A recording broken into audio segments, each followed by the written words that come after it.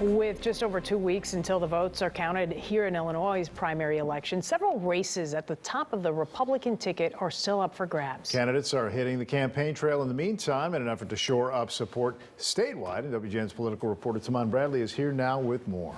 Ray and Lourdes, it looks like GOP primary voters who were undecided in the governor's race are starting to make up their minds. But a new poll shows about 2/3 of Republicans are still not sure about U.S. Senate, Attorney General, and Secretary of State. With just 15 days left before Illinois' June 28th primary, several GOP campaigns have hit the reset button. In the race for governor, Aurora Mayor Richard Irvin is changing strategy, stepping up attacks on rival State Senator Darren Bailey. Irvin argues Bailey is unelectable in a general election. A vote for Darren Bailey is a vote for J.B. Pritzker. The more aggressive stance comes after a poll out late last week showed Bailey with a double-digit lead over Irvin. Governor Pritzker and Democratic allies have spent millions on multiple attack ads against Irvin.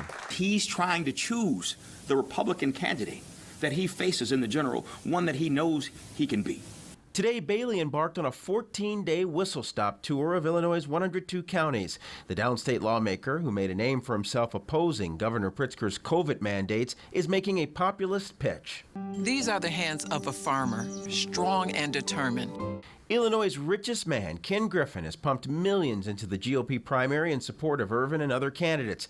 But the Griffin slate, as they're known, appear to be struggling. You can't tell from that money that there's really much of an effect. In the Secretary of State's race and the Attorney General's race, which seem to be higher profile in terms of candidates, there we can see the Griffin or Irvin money coming from him. It's not working.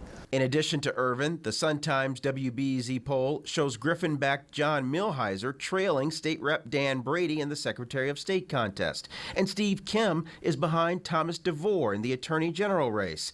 In the race for Senate, 2 candidates have crossed the 10% mark, but nearly 7 in 10 voters say they're undecided. When they're going to go up against a Tammy Duckworth down the line who has tremendous name recognition, it's just a tough ride for anybody in that U.S. Senate race on the Republican side. And over these final 2 weeks, the campaigns will turn their attention to the scores of undecided voters. Also expect another reputable poll to come out tomorrow, Lourdes and Ray. All right, we'll be watching, and so will you. Thank you, Taman.